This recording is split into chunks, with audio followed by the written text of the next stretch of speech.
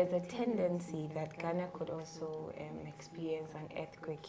The death toll has exceeded the WHO prediction. So far, over 22,000 people have been recorded dead. Many have been rescued, and the rescue mission continues.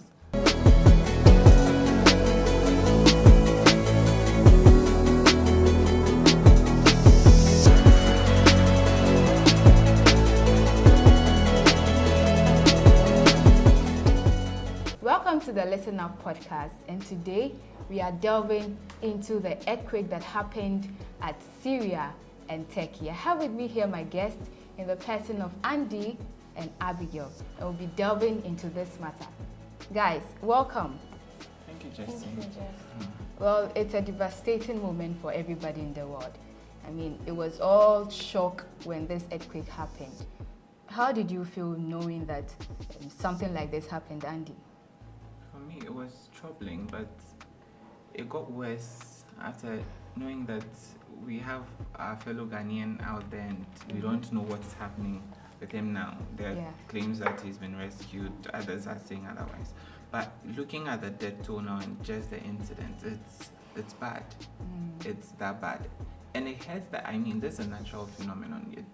Yes, there are signs you could have seen to reduce the impact, but it's a natural incident. It's happened. It would have been different if it was man's own action that resulted to this, but it's really sad, which means that we have to look at some of our structures, things that we do as living, because if an earthquake can claim over 22,000 lives, I mean, children, women, babies, it's heartbreaking. Abigail, how did you feel about this whole thing? Well, it's sad. Yeah. It's heartbreaking. I mean, it's everything that can just ruin your mood.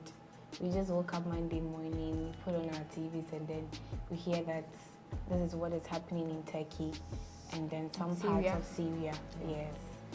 So just as Andy said, it's something that no one expected, and the reports that they felt the, should I call it the red light or maybe signals, but it was quite far from them. They didn't think that it was happening tomorrow or maybe next week. It was quite far. They didn't expect it, and then it just happened like that. So it's sad looking at the number of lives that has claimed to, and they are still counting because the rescue operation is still happening. We just hope for the best. Anyway, for those of us who don't know what an earthquake is, according to the Oxford Dictionary, an earthquake is a sudden, violent shaking of the ground, typically causing great destruction as a result of movements within the Earth's crust or volcanic action. Abigail, although many reports say research says this thing cannot be predicted, what are some of the signs to look out for when it comes to an earthquake? Okay, so before, let me call it a major earthquake happens, because they are, what's it called? No, they are tremors. They are tremors, that's minor earthquakes. So those are some of the signs that if you are quite observant, you know that something imminent is impending, so you have to prepare yourself. And also they talk about some lights that you see in the sky move from the earth to the skies. That also another thing that you can use to detect that something is going to happen. And then one amazing thing I found out too is the change in behavior of animals. To the point that you see that bees, birds, bears, all of them are moving from their normal place of, let me call it their habitats, to different places, telling you that where they are exactly. I even saw with this recent incident that there was a footage of a dog howling, and he did it for so long. And there was also another one of birds hovering like in the air, like that, flying about, there and about.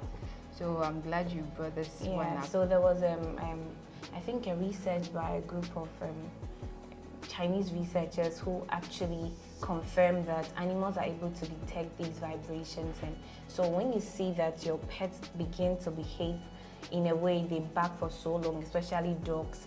Cats want to get a place to hide. They are moving from places. You would have to be very careful, or maybe see how that something is at stake. Exactly. Yeah. All right. So, and also you'll also notice that the water in wells are fluctuating.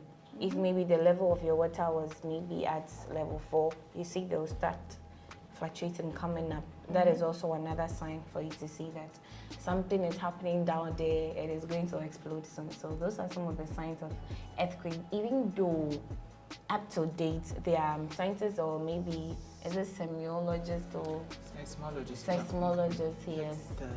So the issue with the fluctuating, it begins to vibrate, comes up like more of like a bubbling thing. Yeah. So and I think this one is also quite common. You'd sense some vibrations of the earth itself as a person if you are really observant. No, but sense some should it be something that we should all be worried? Because like recently there was this tremor that everybody apparently there's a tendency that Ghana could also experience an earthquake. That's so? Right after. I'm not thinking so. This is coming from an expert. So right after the Turkey Syria earthquake happened, the head of earthquake monitoring division at the Ghana Geological Survey Authority, Nicolas Opoku, said that the recent tremors that have been happening in Ghana is warning that there's a likelihood that Ghana could experience a major earthquake, even though we have had records of damaging earthquakes dating as far back as 1636 and then the 1800s and then 1939. It's been a while. It's been over a century, just as Turkey is seeing right now. So that's what he's saying, that Ghana could also experience a major earthquake. But as in when, that is one thing that is very difficult for the experts to detect. They can detect where, but the when is where the problem is. Yes. All right. So we'll be having more conversations about the earthquake. But before that, let's look at some footages of what has been happening in Syria and Turkey. We'll be right back.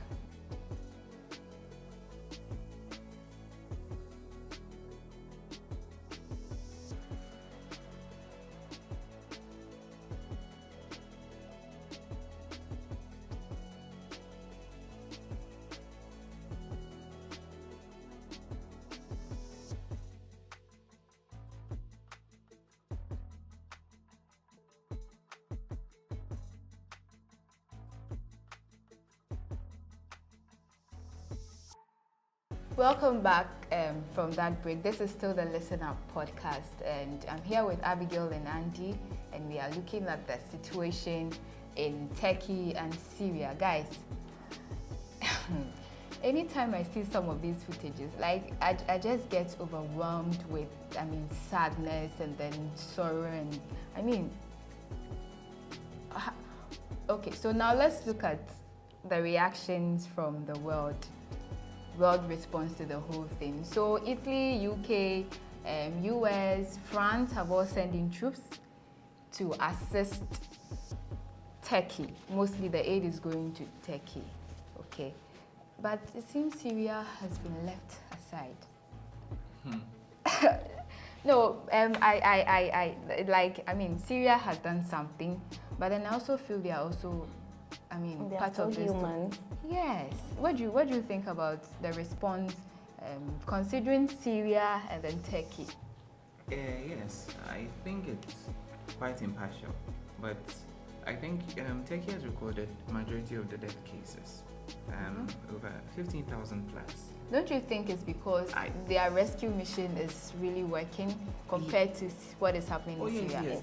There's so many variables, but currently they're reporting the highest, which means that probably much attention will be given there. But Syria too, you're not seeing much because of the sanctions imposed by the UN due to the recent resurgence in 2011.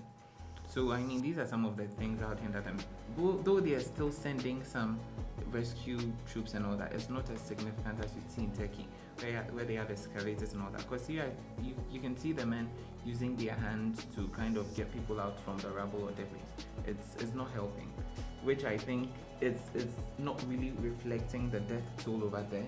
Because if they had the equipment and all these mechanisms put in place to help with their rescue missions, probably they could have been recording more death cases and rescuing more people than what they're recording now. Abigail. Yeah, and you know, there's been a civil war in Syria since 2011.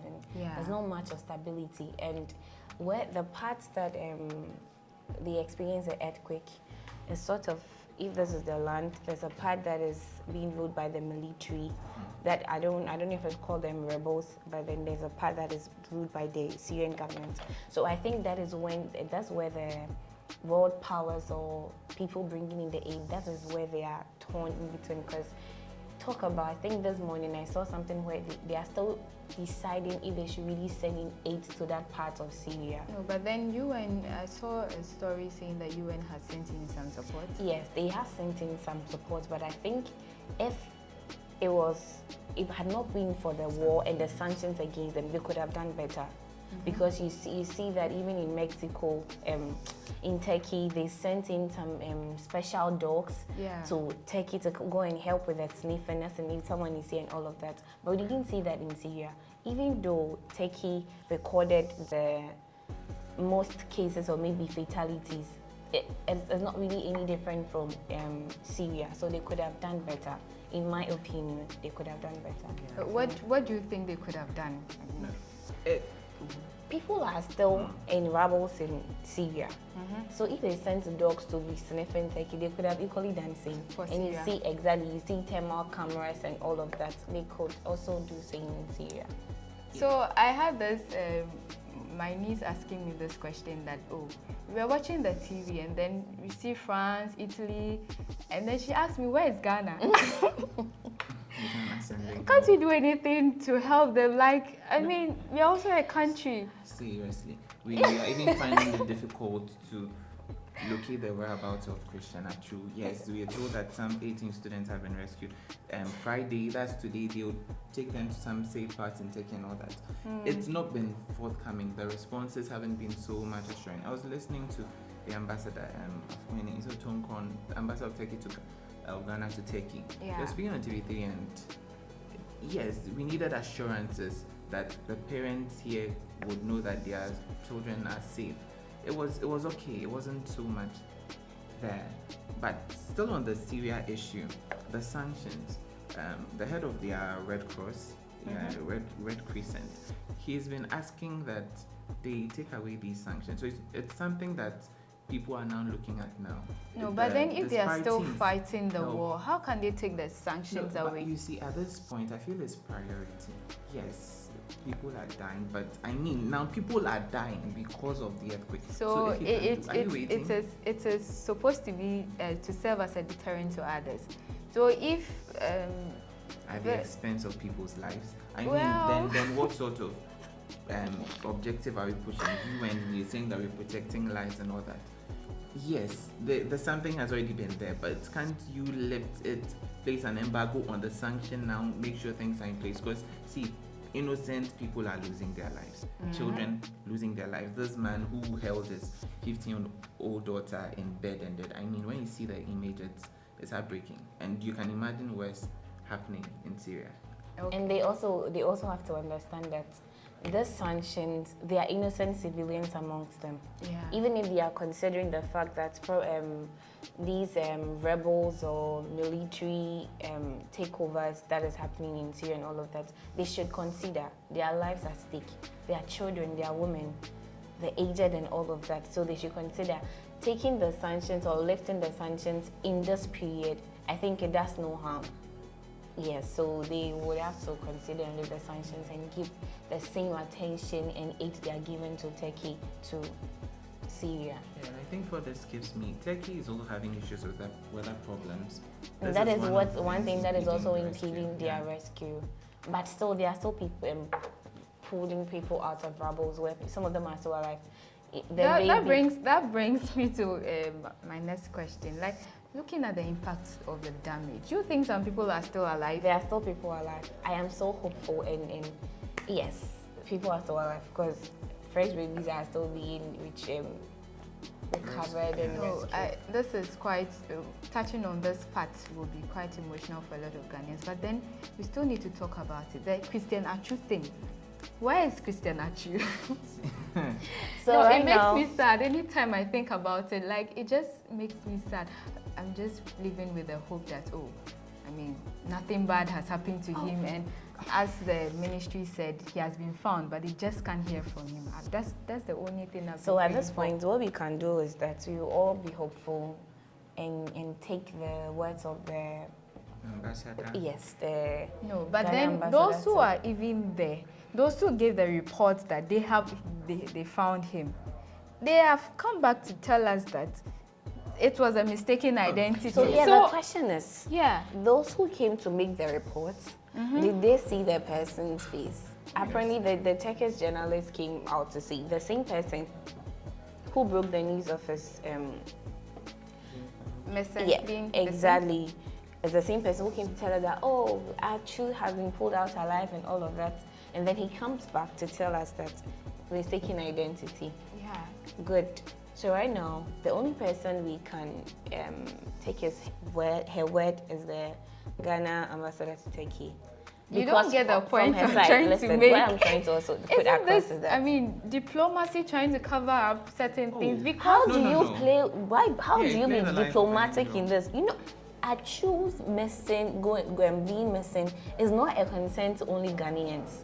He does a lot of charity works and he is loved all around the world. yeah.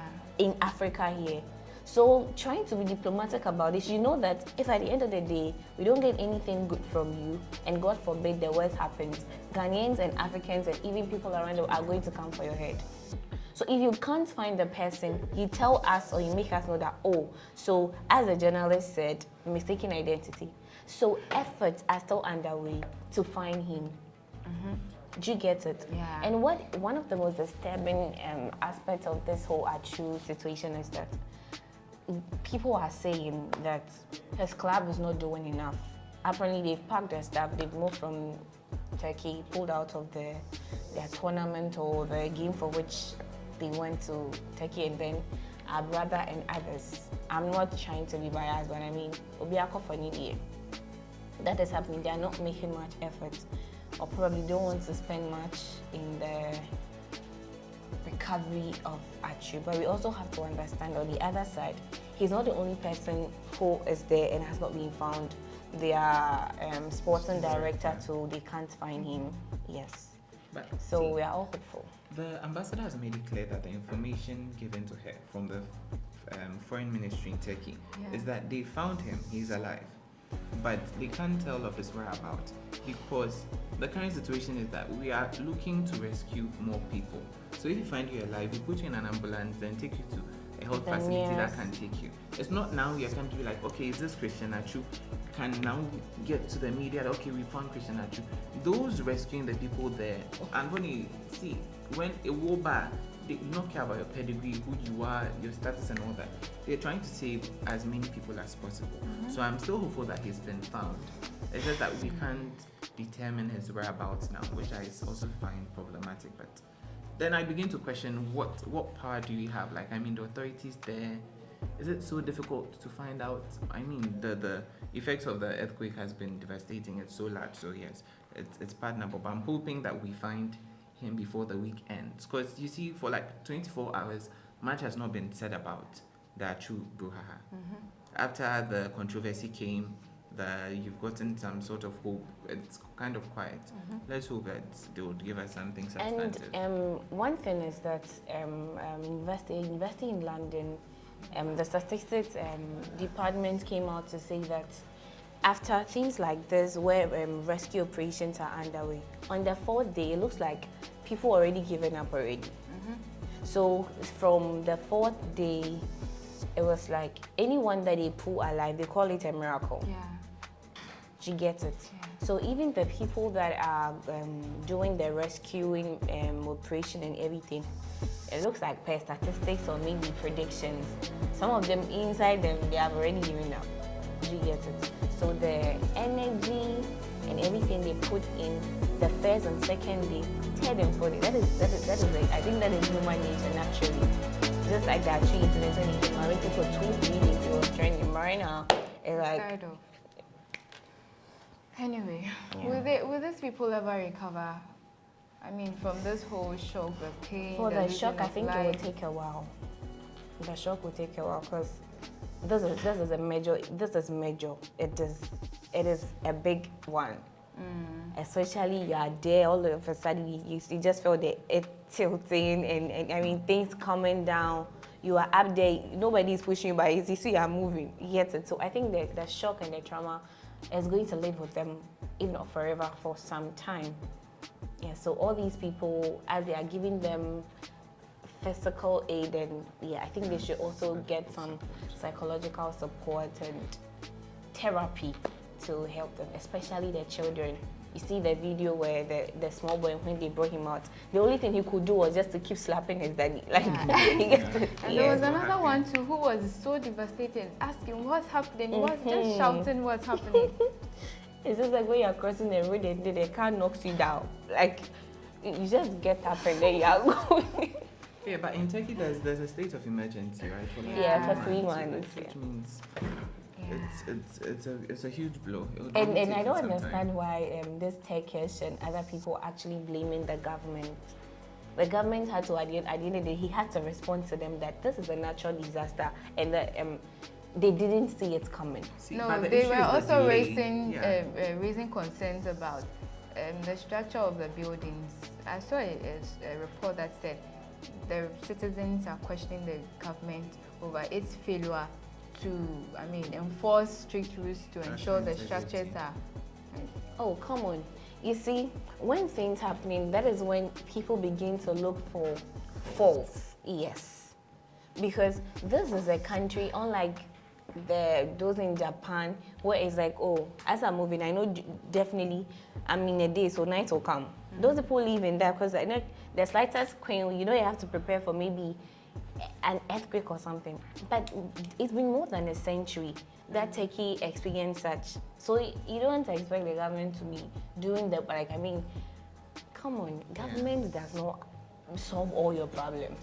But even you as a person, every problem that you have. But I feel right now the government is very overwhelmed, honestly. Obviously, yes. And how can the government in this current stage, help the lives of these people? And I'm sure these buildings have been there even before he was voted into power. And right now, I feel people are just trying to be political about this because I think the elections is in May. Yeah. How do you even go for polls when this is happening in your country? Because this is February. March, April, May, 3 months away. The devastation and the distraction is not going to take them 3 months to fix for them to conduct an election. Do you get it? Yeah. But international reports say that people are just pissed because there's been some delay from government. Probably government wasn't swift as they wanted, but you see, it's really difficult to really authenticate or verify some of these reports if you're not on the ground and all that. But that's some of the claims. He went on the ground. He was in the rubbles with children and all of that, trying to ascertain what is happening exactly. Okay. Yeah. So we'll be bringing the show to an end very soon. But before we go, Andy, I'd like you to take us through some safety measures. And in case an earthquake is coming, what should we do? What shouldn't we do? Okay, it's quite voluminous, but I'm taking the source from the Centers for Disease Control and Prevention. So there's one that you can do. So they say that drop down onto your hands and knees before the earthquake knocks you down. Yeah. Then you'd cover your head and neck. Yes, this will happen when there's no shelter nearby. So you get down here an interior wall or something, a line furniture. Then you hold on to your shelter, hold on to it as firm as you can. And there's one that is if you're inside the whole vicinity, you do not run outside or other rooms during an earthquake. Very important, because you'd be injured. So if possible, within a few seconds before shaking intensifies, quickly move away from glass, hanging objects, bookcases, china cabinets. And dogs, doors that are able to open by itself. Yes, flip by itself. You have to stay away from them. And also, you'd also have to, let's say, for instance, I feel a tremor, maybe a shaking here. I'm standing here.